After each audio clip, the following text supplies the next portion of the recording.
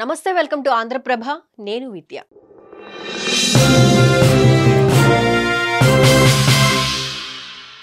G7 సదస్సులో భారత ప్రధాని ఇంధన భద్రతపై మోదీ ప్రసంగం.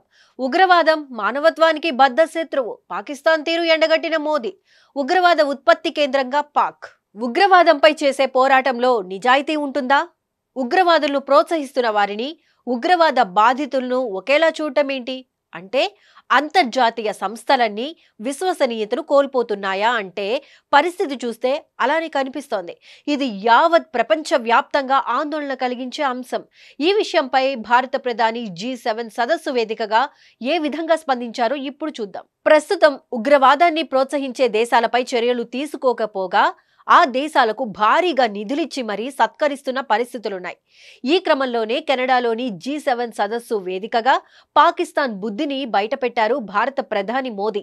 ఉగ్రవాదం మానవత్వానికి బద్ధ శత్రువన్న ఆయన ఉగ్రవాద ఉత్పత్తి కేంద్రంగా మారిపోయిన పాక్పై కఠిన చర్యలు తీసుకోవాలని పిలుపునిచ్చారు. ఉగ్రవాదం విసురుతున్న సవాళ్లను చూసి చూడనట్లుగా వదిలేస్తే అది మానవత్వానికి ద్రోహం చేయడమేనన్నారు మోదీ. ఏప్రిల్ 22న జమ్మూ కాశ్మీర్లోని పెహల్గాంలో జరిగిన పాక్ ప్రేరేపిత ఉగ్రవాద దాడి ప్రతి భారతీయుడి ఆత్మగౌరవంపై జరిగిన ప్రత్యక్ష దాడి అని చెప్పారు మోదీ. ఉగ్రవాదాన్ని పోషిస్తున్న దేశాలే కాదు, దానికి మద్దతునిచ్చే ఏ దేశమైనా తగిన మూల్యాన్ని చెల్లించుకోవాల్సి వస్తుందన్నారు. ఈ క్రమంలోనే ప్రజాస్వామ్య విలువలను పాటించే అన్ని దేశాలను ఉగ్రవాదం వ్యతిరేకిస్తోందని పేర్కొన్నారు.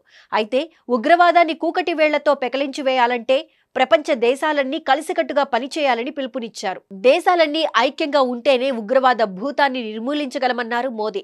అయితే దురదృష్టవశాత్తు భారత్ పొరుగుదేశమైన పాకిస్తాన్ ఉగ్రవాదులను పెంచి పోషిస్తున్న కర్మాగారంగా మారిపోయిందని విమర్శించారు.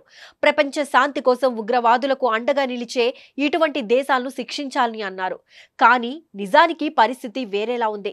ఉగ్రవాదులను ప్రోత్సహిస్తున్న వారిని, ఆ ఉగ్రవాదానికి బలైన వారిని ఒకేలా చూస్తుంది నేటి ప్రపంచం.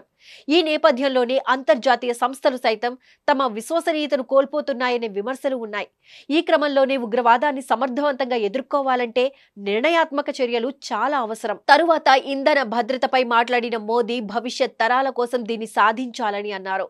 ఇదే అందరి ముందున్న అతి పెద్ద ఛాలెంజ్. ఇంధన భద్రత సాధించడం అనేది కేవలం ప్రాధాన్యత మాత్రమే కాదు, పౌరుల పట్ల మనకున్న బాధ్యత.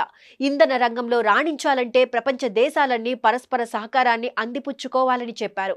అలా అయితేనే ఫలితాలు సాధ్యం. కాని పక్షంలో ఏదైనా సంక్షోభం, అనిశ్చిత పరిస్థితి వస్తే ఇంధన సరఫరా లేక తీవ్రంగా నష్టపోవాల్సి వస్తుంది. ఆయా దేశాల్లో నెలకొన్న ఆర్థిక సంక్షోభాలు కానీ, అనిశ్చిత పరిస్థితుల నుంచి బయటపడాలంటే ప్రతి దేశం ఇంధన రంగంలో స్వయం సమృద్ధి దిశగా అడుగులు వేయాలి.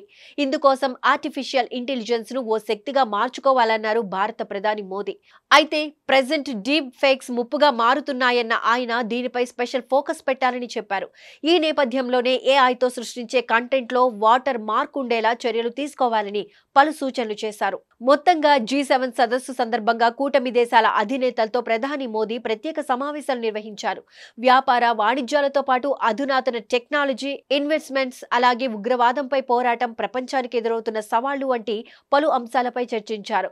ముఖ్యంగా ఉగ్రవాదంపై పోరాటానికి ప్రపంచమంతా ఏకం కావాలని పిలుపునిచ్చారు.